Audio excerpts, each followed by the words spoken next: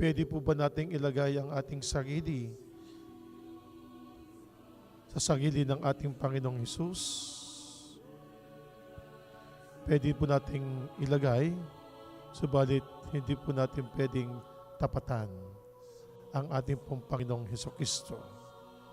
Bagkus ay yung bang isabuhay ang mga pagpapakasakit na ginawa ng ating Panginoong Hesukristo para sa atin.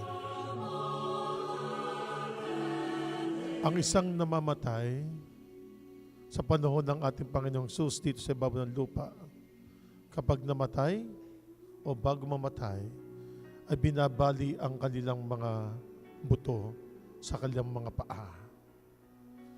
Si Jesus, nung makita po ng mga kawal na patay na, hindi binali ang kanyang buto. Pero yung dalawang kasabay niyang ipinako sa krus ay pinagbabali ang kanilang mga buto. Bakit po hindi binali ang sa ating Panginoong Hesukristo? Dahil si Jesus ay Diyos at walang makababali sa kanyang katawan. Tayo po, nababali ang ating katawan. Nababali ang ating mga buto. Nasisira ang ating katawan. Sa pagkasira ng ating katawan, dulot ng mga kasalanan, iniligtas ito ng ating Panginoong Hesukristo.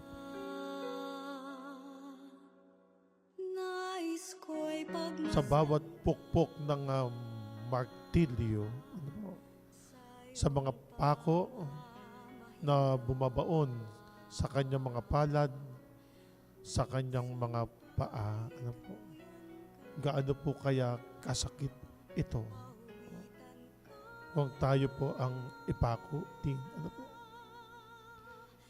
Yung pong koronang tinik na iniligay sa ulo ng ating Panginoong Hesus, na nung ibinaon o inilagay sa ulo ng ating Panginoong Hesukristo, bumaon ang mga tinik nito sa ulo ng ating Panginoong Hesukristo.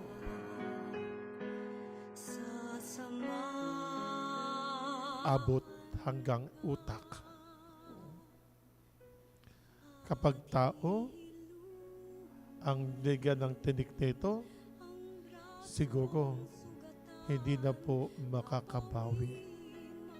Hindi na po mabubuhay. Hindi lang po isa, hindi lang po dalawa, hindi lang po tatlo. Maraming tinik ang tumusok sa ulo ng ating Panginoong Hesukristo.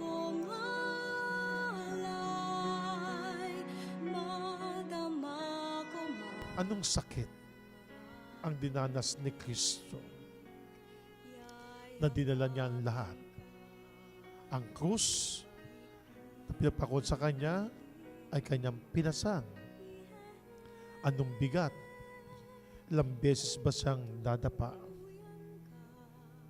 na sobrang bigat ng kanyang dinadala? At ilan ang tumulong sa kanyang pagkakadapa?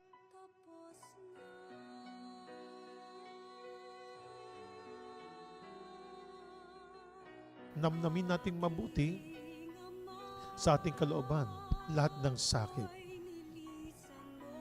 At isipin din po natin ngayon, yung bang mga tinanggap nating mga pahirap, pasakit, problema, mga itinding sa buhay.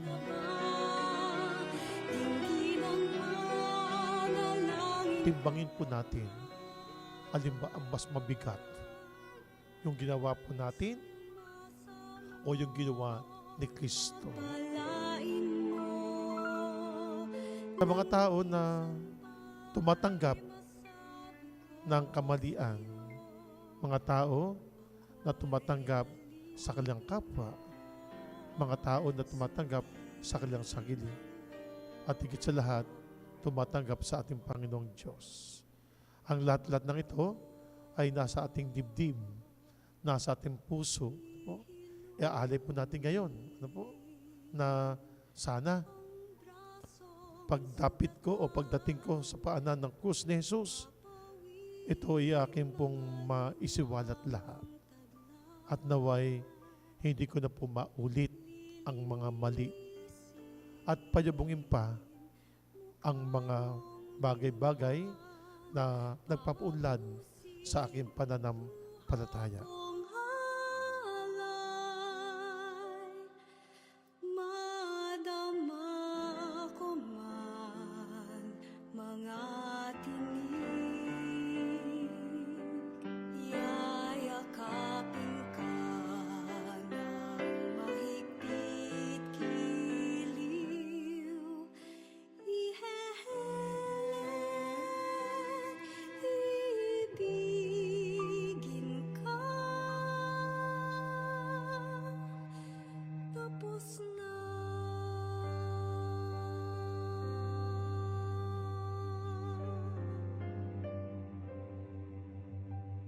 Tapos